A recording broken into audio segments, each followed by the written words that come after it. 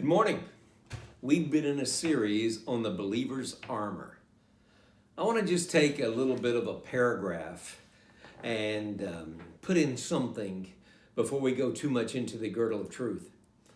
You may think that the enemy is only looking at your weakness.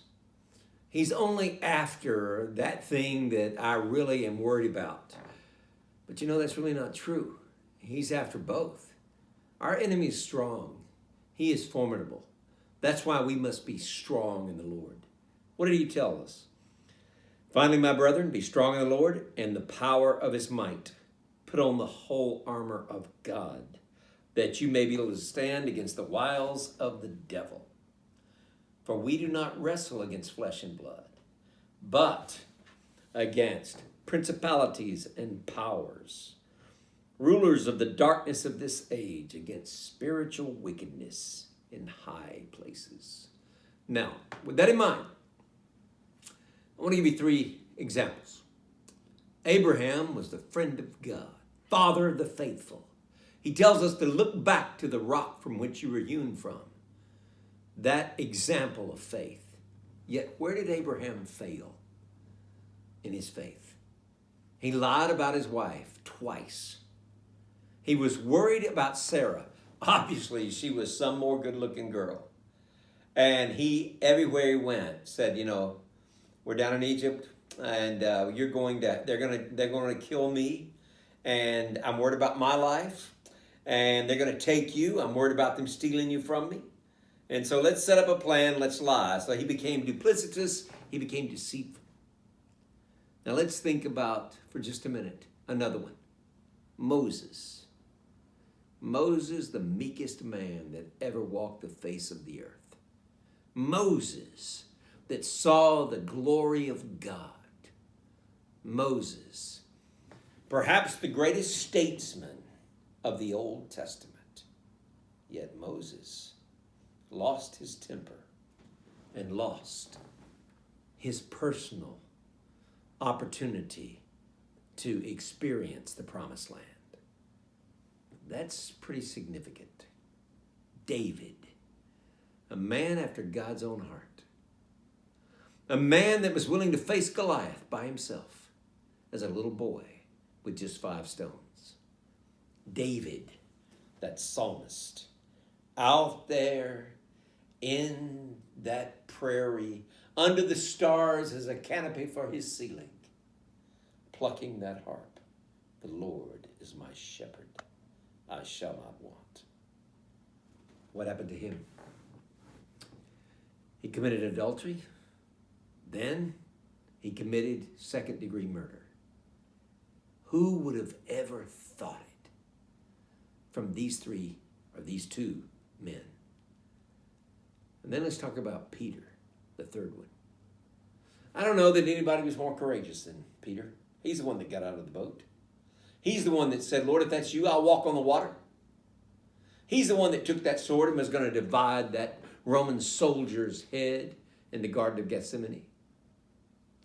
Yet he denied Jesus in front of a little maiden, perhaps a 12, 13-year-old girl, scared to death 3 times. And the cock crew. And Jesus looked at him, and then he remembered, and he went out and wept. Now, all 3 of these fell in their greatest strength. How in the world did that happen? I'm going to give you one illustration to answer it. George Washington's men had no shoes, barefoot in the snow, frostbite. They were ill-equipped, outnumbered by their enemy, and they were holding. And one of the soldiers said, does George Washington know the state we're in? And the guy said, believe me, he knows. He said, that's all I need to know. You want to know something? God knows the state you're in. What does the devil want to do? Scare you at that point of what you thought was strength, but could possibly be vulnerability in that particular area in which you've not totally given to God. Abraham, afraid they're going to kill him. Haven't you already given your life to God, Abraham? Aren't you willing to die for God? Sarah, haven't you already given her up to God? You see, Moses, frustrated, tired with these people, complaining, griping, and he just, instead of speaking to the rock, he hit it out of anger.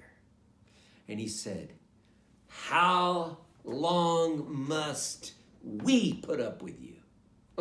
Did you have a frog in your pocket there, Moses? Because God was the one that was putting up with them, and God was the one that was using you as a servant. Same thing with David. What did he tell him?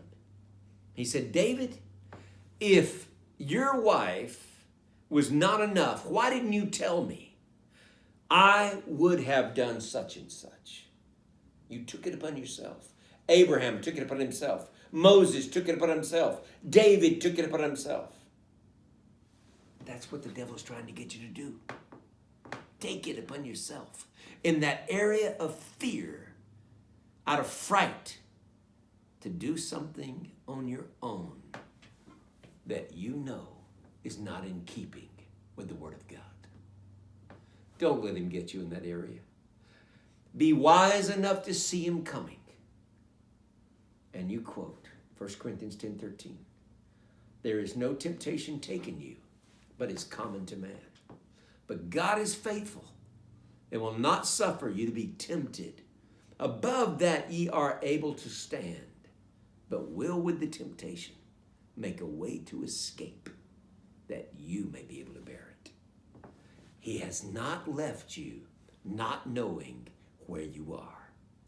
Just like General Washington, he knows every single area where his men are. Don't give up. You stay in there and stay true to the Word. God will come for you. God bless you.